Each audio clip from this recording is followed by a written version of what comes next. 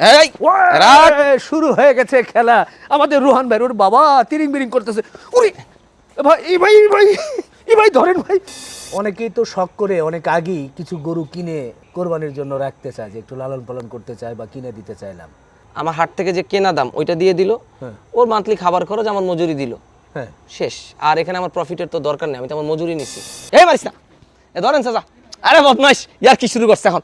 ধরেন চাচা, ধরেন। ও চাচা ধরেন। বাহ, জমে গেছে। ও জমে গেছে, একেবারে জমে ক্ষীর হয়ে যাচ্ছে। রাজধানীর মধুমতি মডেল টাউনে মোহাম্মদ ক্যাটেল ফার্মে আছি। দেখেন একেবারে খামার কি সুন্দর করে ফেলেছে, শেড কি করে ফেলেছে, খুব সুন্দর। গাছের ভেতরে লাইটিং করেছে, খুব ভালো লাগছে। দূরে রুহান ভাইকে দেখা যাচ্ছে, গরুকে বেশ যত্ন করছে।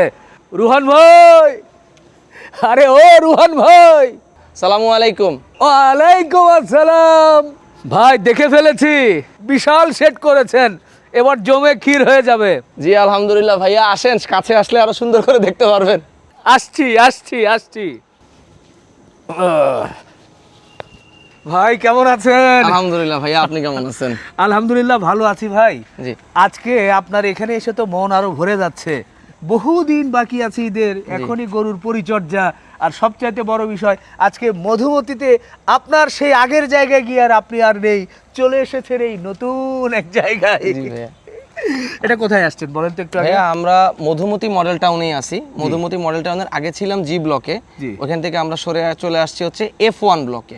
আচ্ছা, এটা বললেই হবে যে আমরা জমজম ট্রেনিং সেন্টার, মধুমতির মধ্যে জমজম ট্রেনিং সেন্টার, হ্যাঁ। ওইটার সাথেই। ওখানে আসলেই আমাদের সাইনবোর্ড টাইনবোর্ড সব দেখতে পারবে। আমরা মধুমতিতেই আছি, F1 ব্লকে।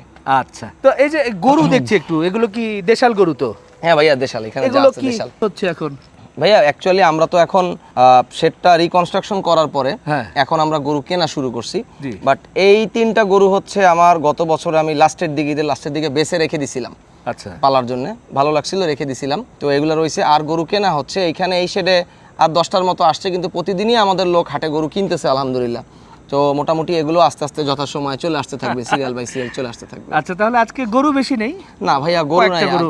অল্প কিছুই গরু, বাট বেসিক্যালি হচ্ছে যে অনেক দিন গল্প হয় না, আড্ডা হয় না, হ্যাঁ। এরকম একটা আর কি ভাইয়া। এই জন্য আপনি আসলে ভালো লাগে। অনেকদিন ধরে সবাই বলেছে যে ভাই অনেক দিন আসে না, জি। একটু আসলে খুব ভালো হইতো, গল্প আড্ডা হইতো। খুব সুন্দর করে কিন্তু শেড করেছে। একেবারে এই আগের হয়তোবা এর অর্ধেক জায়গা ছিল, তার অর্ধেকের খালি দ্বিগুণ না, আমি মনে করছি মনে হয় প্রায় 3 গুণের মতো জায়গা হয়েছে। জি, জি ভাইয়া, আমরা জি। একটু শেডটা একটু ঘুরে দেখি। হ্যাঁ, নিচে কি করেছেন টিনের নিচে? ভাইয়া টিনের নিচে আমরা ওই যে একটা ফোম দিই, ইনসুলেশন ফোম। এই ফোমটা দিলে হচ্ছে আপনার হিট যেটা হবে, হ্যাঁ। হিটটা গরুর গায়ে কম যাবে। আচ্ছা, হাইটটা কতটুকু হয়েছে এটার? ভাইয়া এইবার হচ্ছে মাঝখানে, একদম মাঝখানে, আমরা তো আসলে 2টা শেডকে একসাথে করছি একটা সিস্টেম করে, যার কারণে মাঝখানে 17 ফুট হাইট। হ্যাঁ, আচ্ছা। এখানে কিন্তু আসলে 2টা শেড বাট একসাথে করা, মাঝখানে একটা ছোট দেখেন চৌচালার মতো করা আছে। হ্যাঁ। এখান থেকে হিট এক্সস্ট হয়, হিটটা বের হয়ে যায়, আচ্ছা, আর ঠান্ডা বাতাস ঢুকে উপর থেকে। এই 2টা শেড করে মাঝখানে এই সিস্টেমটা করা। তো মাঝখানে হাইট হচ্ছে 17 ফুট, হ্যাঁ। আর ঢালে আছে যে 11 ফুট। আচ্ছা। আর এদিকে চওড়া? ভাইয়া চওড়ায় হচ্ছে এই পুরা শেডটা আছে 55 ফুট চওড়ায়। আপনার এখানে এখন কত সংখ্যক গরু রাখার পরিকল্পনা আছে বা রাখতে পারবেন? ভাইয়া আমাদের এখানে হচ্ছে আপাতত মানে 60টা গরু রাখা যাবে, বাট আমাদের এখানে 100 গরুর শেডের প্ল্যান। 60টা হচ্ছে এখন ঢুকায় দেওয়া যাবে, আরো 40টা অ্যাড হয়ে যাওয়ার মতো ব্যবস্থা চলতেছে আর কি, কাজ হচ্ছে, দেখতেই পাচ্ছেন এই আর কি। এই পাশে ওই যে বলছিলেন যে কয়েকটা গরু আছে, এগুলোই না? জি জি, এগুলো নতুন আসছে আর কি। এগুলো কি হাসা? ভাইয়া হাসা বেশি, এবার যা কিনছি একটু বাসা বাসা, কোনোটা পাখরা, কোনোটা হাসা, এই দুটোই লাল হাসা, হাসা? সাদা, এই দুইটা হাসা, সাদা হাসা আবার লাল হাসা আছে। লাল হাসাও আছে? বেশিরভাগই যা কেনা হচ্ছে একদম এরকমই, বেশিরভাগই এই টাইপেরই কেনা হচ্ছে আর কি। এগুলো কি মানে কোরবানির জন্য? তো হ্যাঁ এবছরের ভাইয়া, জন্যই? আমরা তো অ্যাকচুয়ালি কোরবানি কেন্দ্রিক কাজ করি, যেটা হলো সত্যি কথা। কোরবানির গরুটাই লম্বা সময় লালন পালন করি আমরা, শর্ট টাইমের করি না। তো যার কারণে আমাদেরকে এই সময় থেকে পালতে হয়। আরো আগে কিনতাম, কিন্তু এই বছর কনস্ট্রাকশনের কাজের কারণে ফার্মের লেট করে কিনছি আর কি। মোটামুটি এগুলো ভরাট হবে কত দিনে গরু দিয়ে? আল্লাহ যদি চায় ইনশাল্লাহ 1 মান্থ। ছোট গরু এত আগে কিনে কি? ভাইয়া আমাদের কি, আপনি তো দেখছেন বিগত সময় থেকে আলহামদুলিল্লাহ আপনার চ্যানেলের মাধ্যমে অনেক মানুষ দেখতেছে, আমাদের এই ছোট গরুগুলাই কিন্তু আমরা দীর্ঘদিন পালন করি। এর একটা কারণ হচ্ছে প্রফিট কম হয়, এটা সবাই বুঝে। ইভেন দেখবেন আমি যেটা দেখছি কমেন্ট সেকশনে যে অনেকে লিখে যে এত ছোট গরু পালন করে কিভাবে খামারি, ঠিক আছে ভাই, আমরা আগেও বলছি এখনো বলি, এটা আমাদের মেইন বিজনেস না, শখ থেকে করা। আর একটা জিনিস চাই যে একটা স্বাস্থ্যকর জিনিস মানুষের কাছে দিতে। আর এত ছোট গরু কেউ পালন করে না, অনেক ধরনের ফ্যামিলি আছে, অনেক ধরনের পরিবার আছে, সবার সামর্থ্য সব না। এই যে আমার কাছে শ্যামলী দিয়ে এক ভাই প্রতিদিন ফোন দিচ্ছে, ভাই ছোট গরু কবে আনবেন, আমি একটু বুকিং দিব। বড় ফার্মে আসলে আমরা ওইভাবে পারি না। তো আমাদের খামারও ছোট খামার। তো এই খামারে যখন আসে ছোট্ট খামারে ছোট গরু বুকিং দেয়, আমরা হয়তো চেষ্টা করি আমাদের এন্ড থেকে দেওয়ার, মানুষের ভালো লাগে, আল্লাহ আমাদেরকে দেয়। আচ্ছা, এখন যে গরুগুলো দেখছি এগুলোর ওজন কেমন? হ্যাঁ, বর্তমানে যেগুলো আছে কি, যেগুলো আসছে এগুলো 200 কেজি, 220 কেজি, 100 কেজি, 110 কেজি। ঈদের সময় টার্গেট কত? ঈদের সময় যেগুলা 200 কেজি আছে এগুলা 350 এরকম মোটামুটি।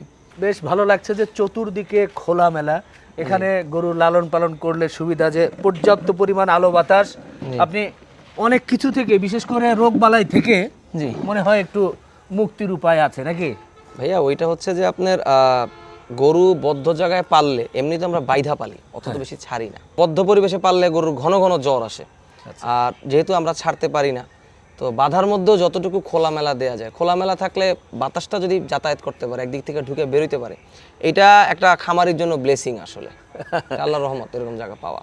অনেকেই তো শখ করে অনেক আগেই কিছু গরু কিনে কোরবানির জন্য রাখতে চায়, যে একটু লালন পালন করতে চায় বা কিনে দিতে চাইলাম। এর আগের বছরে আমরা মনে হয় 2-1টা ভিডিওতে বলেও ছিলাম জি জি যে আপনি গরু কিনে এখানে লালন পালনের জন্য রেখে দিতে পারবেন। জি। তো এবার তো জায়গা অনেক বড়, খোলামেলা, তো এই ধরনের চিন্তা করছেন কিনা? ভাইয়া এইবার হচ্ছে আলহামদুলিল্লাহ, গত বছর করছিলাম, আপনার ওই ভিডিও দেখার পর অনেক ভাইরা গরু আমাদেরকে অগ্রিম কিনে দিছে। তো এখানে কিনে দিয়েছে, কেউ এমনও আছে কিনে দিয়ে গেছে হাট থেকে, আমরা পালছি। হ্যাঁ, আবার কেউ আমাদের এখান থেকে কিনে দিছে। এটা সিস্টেমটা তো একদম সহজ। সাপোজ আমি একটা গরু আমার এখানে হাট থেকে কেনা 50,000 টাকা, ওইটার রিসিট, ওটার কাগজ সবই আমাদের কাছে আছে। পছন্দ হইলো ভাই, এটা আমি, হ্যাঁ, হাটের যে দাম ওইটা আমাদেরকে দিয়ে দিবে, ওইটা আমরা পুরোটা নিয়ে নিব, হাটের গরুর যে দামটা যেটা দিয়ে কেনা হয়েছে। তারপরে ওটার মান্থলি যে খাবারের খরচ যা আসবে, এর মধ্যে আমার সব থাকে। আর অনেকে জিজ্ঞেস করে যে পার মান্থ কত করে, এটা আসলে ফিক্সড না ভাইয়া। শুরুতে যখন একটা গরু আসে তখন সে কম খায়, তখন কম থাকে। গত বছর 3500 ছিল, 3800 ছিল, 4000 ছিল। এটা আস্তে আস্তে আস্তে আস্তে বাড়ে। শেষের দিকে যত যাবে, সময় যত ঘনায় আসবে, যত ফিনিশিংয়ের দিকে যাবে, খরচটা বাড়বে।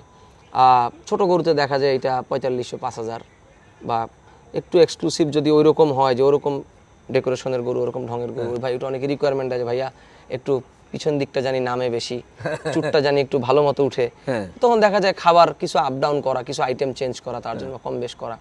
তো সেই ক্ষেত্রে তখন একটু বেশি লাগে। আবার অ্যাজ ইউজুয়াল দেখা যায় যে 5-5.5 মধ্যে আইসা যায়। এর বাইরে হয়তো দেখা যায় যে আমরা একটা মজুরি ভাই নেই। সত্যি কথা বলতে ফ্রি বলে তো কোনো কিছুই নাই। আমি যে পরিশ্রম করে পালবো, আমরা দেখা যায় যে ছোট গরুতে 2000 নেই, বড় গরু হলে 3000-2500 মান্থলি একটা মজুরি আমরা নেই। এইটা আমি এখানেই বলে দিলাম, কোনো ভুল বোঝাবুঝি না থাকে। যে হয়তো বলতে পারে যে ভাই খাবারের খরচের কথা বলছেন, আর তো কিছু বলেন নাই। একটা মজুরি না দিলে ভাই আমি তো বছর চুক্তি কষ্ট করে জিনিসটা পালবো, মান্থলি আমরা একটা মজুরি নেই, এই 2000-2500-3000 এর মধ্যেই থাকে, পেলে দেই। তো লাস্ট পর্যন্ত দেখা যায় আলহামদুলিল্লাহ এর মধ্যে হয়ে যায়।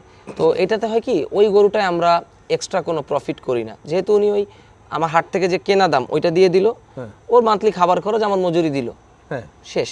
আর এখানে আমার প্রফিটের তো দরকার নেই, আমি তো আমার মজুরি নিছি। আচ্ছা, এই যে কেনার কথা বললেন আপনি, এখন তো মানে গরু কিনলে তো লাভ মনে হয়, কারণ এখন তো দামটা একটু অন্যান্য সময়ের চেয়ে সবচেয়ে কম আছে মনে হয় নাকি? ভাইয়া সত্যি কথা বলতে, কাটাই গরু যেটা গোস্তের গরু, ওইটার দাম কম। রাখি গরুর দাম খুব বেশি কম বেশ হয় না ভাইয়া। রাখি গরু মানে যেটা পালার গরু, আমি জানি না কে কিভাবে নিবে, অনেকে হয়তো সে ফর এক্সাম্পল গালি দিবে বা যে কোনো মন্তব্য করবে। আমি একটা বিষয় বলি, ফার্মিংয়ের যে এক্সপেরিয়েন্স বা অভিজ্ঞতা যেটা, বা নিজের থেকে করা, এটা যদি কেউ করে সে দেখতে পারবে। রাখি গরু কিনতে গেলে গরুটা যদি একটু সুন্দর হয়, এখন আবারও গালি খাওয়ার কথাই বলি, গরুটা যদি হাসা হয়, বা মনে করেন যে যেটাকে এখন বর্তমান ট্রেন্ড আসলে বলতে হয়, হাসা, পাকড়া এরকম যদি হয়, এখন বললে তো ভাই কিছু ভাই মানুষ আছে, কিছু ভাইরা আছে এমন যে আমরা গরুর খামারিরা হয়তো গরুকে অন্য ভাগে বিভক্ত করে ফেলছি নানান কথা বলে। তো এই জন্য অনেকে গালিগালাজ করে যে এত তো গরুই। ভাইয়া আসলে শখের উপরে তো মানুষই, আমরা শুধু যে বলি এমন না, মানুষও কিন্তু শখ করে ডিমান্ড করে। যেমন গতবার আমার অনেক লোক এসে বলতেছে আরো হাসা গরু নাই, ওল্টা আমাদের মানুষরা কিন্তু হাসা গরুটা খুঁজে। পাখরা গরুর রংটা সবাই ময়লা মনে করতো, কোনো সময় আমিও কিনতে ভয় পাইতাম যে এই কালারের গরু আমাদের কাছে তো ভালো লাগে, কিন্তু মানুষ যদি না নেয়, এবং কোনো সময় পাখরা গরু ফাইসাও যাইতো, বিক্রি করা কষ্ট হইতো। বাট রিসেন্ট টাইম হয় কি, পাখরা গরু না ভাইয়া মানুষজন চায়া নেয়। এবার ফোনে বলে যদি পাখরা আসে, লাল পাখরা, সাদার মধ্যে পাখরা, কালোর মধ্যে, মানুষ নেয় ভাইয়া, যার কারণে এক হাতে তো তালি বাজে না। তাহলে আশা করা যায় সামনে মাসের দিকে যদি কেউ একটু বুকিং দিতে চায় যে কোরবানির জন্য আপনারা নিয়ে আসেন, ওখান থেকে বেছে আমরা একটু রাখতে চাই, সে ধরনের সুযোগও তো সৃষ্টি হবে ভাইয়া মজার বিষয় হচ্ছে আল্লাহ পাকের শুকর, আমার এই শেডের কাজ যখন অর্ধেক, হ্যাঁ তখন থেকেই বুকিং নিচ্ছি এবং আলহামদুলিল্লাহ কয়েকটা বুকিংও হয়েছে।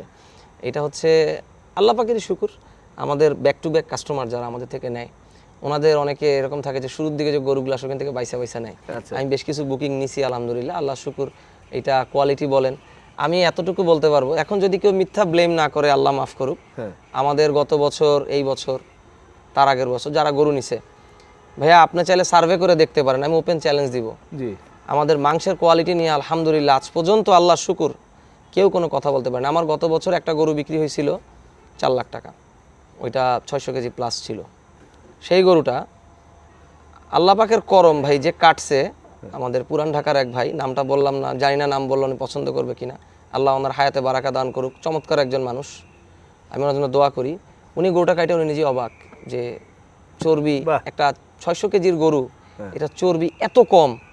তো উনি, ওনার কাছে আমার 5টা বিক্রি হয়েছে এই বছর, 5টার মতো, সবগুলোতে আলহামদুলিল্লাহ। আরেকটা প্রশ্ন বা যদিও আমিও এর আগেও এই ধরনের কথা বলেছি, এই ধরনের প্রশ্নগুলো করেছি, আপনারা তো মূলত ছোট গরুকে প্রাধান্য দিয়েই কোরবানির জন্য গরু প্রস্তুত করেন। জি জি জি। তো এবারও ছোট গরু বলতে মানে যদি আমি একটু নির্দিষ্ট করেই বলি, প্রাইসের জায়গা থেকে কত পর্যন্ত যেতে পারে, আপনাদের টার্গেটটা কেমন রেখেছেন? ভাইয়া এই বছর সত্যি কথা বলতে 95 এর নিচে নামবো না। কেন নামবো না? শক্ত হয়েই বললাম, আসলে গরু ওই যে বললেন অনেকে মনে করে কমে কেনা যায়, হ্যাঁ ক্ষেত্র বিশেষ যায়, বাট গরুর মধ্যে ভাগ আছে, রাখি গরু, কাটার গরু। তো এটা একটা, আরেকটা হচ্ছে ভাইয়া খাবারের যে দাম, এটা কিন্তু লাগামহীন হয়ে যাচ্ছে। অনেকে অনেক কথা বলবে, গালি দিবে যে ছোট মানুষ এত পক এত কথা বলে। খাবারের দামটা এমন একটা জিনিস, এই জিনিসটা যদি কন্ট্রোল করা যায়, খাবারের দামটা যদি কম হয়, কেউ কোনো খামারি আমার মনে হয় না দাম বাড়ায় বেচবে। ভাইয়া খামারিরাও না কমে দিতে চায়, যে কমে দিতে পারে তার কাছে কাস্টমার বেশি ভিড়বে, এটা ট্রু একটা ফ্যাক্ট। আমার দরকার কি বেশি দাম নিয়ে আমার থেকে মানুষকে দূরে ঠেলে দেয়ার? যদি কমে দিতে পারি কেন দিব না? শুধু নট অনলি খাবার, 10,000 12,000 টাকা হলে ভালো রাখাল পাওয়া যেত, কস্টিং কম, প্লট ভাড়া, শেড কস্টিং, পানির বিল, এগুলো কম ছিল, খাবারের দাম কম ছিল, ট্রান্সপোর্টে কম লাগতো, এখন ট্রান্সপোর্টেরও বেশি। মানে প্রতিটা জিনিস, যেই খড়, ভাইয়া খড় তো আমরা কেজি হিসাবে, আমি খড় কেজি হিসাবে কিনি, এক একজন এক একভাবে কিনে। আপনার কি ঘাসের কি অবস্থা বলেন তো? ভাইয়া আমরা ঘাস তো করি না, আমরা আজীবনই আপনার প্রতিবেদন সবাই দেখছেন। এখন আলহামদুলিল্লাহ আমি আশাবাদী, এই বছর ইনশাআল্লাহ আমাদের আশপাশে অনেক ঘাসের ক্ষেত আছে, এই বছর আমার ঘাস করার ইচ্ছা, যদি আল্লাহ কবুল করে হবে ইনশাআল্লাহ। খড় কিনবেন, ঘাস নিজে করব, করে মিক্সচার দিয়ে। যেই খড় কিনছি 60 টাকা কেজি, 8 টাকা কেজি, 9 টাকা কেজি, যখন 11 টাকা হলো তখন আমরা হাঁসফাঁস শুরু করে দিছি। সেই খড়, এই যে গতকালকে আমি কথা বলছি ফোনে, 19 টাকা 50 পয়সা কেজি। এই ভিডিও দেখে অনেকে ভিডিওর মধ্যে কমেন্ট করবে, আমার এলাকায় আসেন খড় কিনে দিব 5 টাকা কেজি। ভাইয়া একটা কথা কি, এই যে এখন বললে তিতা কথা হবে, আমাকে গালি দিবে। অনেক কথা বলা খুব সোজা, ওইটাকে বাস্তবে ফলায় আনা অনেক কঠিন। গালি দেওয়াটা অনেক সোজা, গালি দেওয়াটা কাউকে এত সোজা।